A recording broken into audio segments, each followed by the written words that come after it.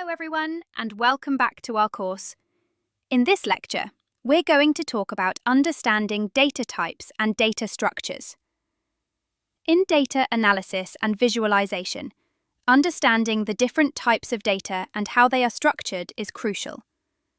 We'll look at the key data types and data structures, along with examples and use cases. Data types. The most common data types include integers, floats, strings, and booleans. Integers are whole numbers without a fractional component. They can be positive, negative, or 0. Example: -3, 0, 42. Floats, floating point numbers, are numbers with a decimal point. They can represent fractional values. Example: -3.14, 0.0, 42.5. Strings are sequences of characters used to represent text. They are enclosed in quotes.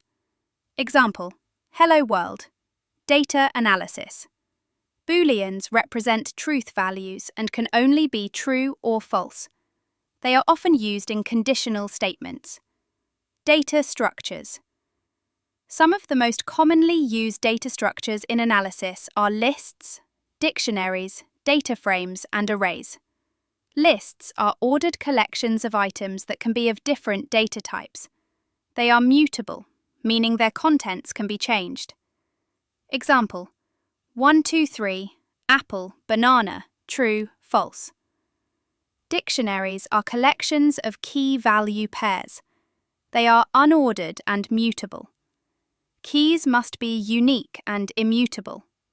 Example: name, Alice. Age, 30. Data frames are two-dimensional, size-mutable and heterogeneous data structures with labeled axes, rows and columns. They are used extensively in data analysis and manipulation. Think of a data frame as a table in Excel. Arrays are collections of items of the same type.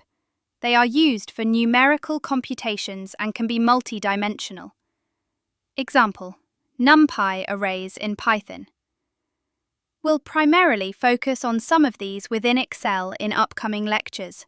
For now, this serves as a foundation to understand the different data types and structures you'll encounter. See you in the next lecture.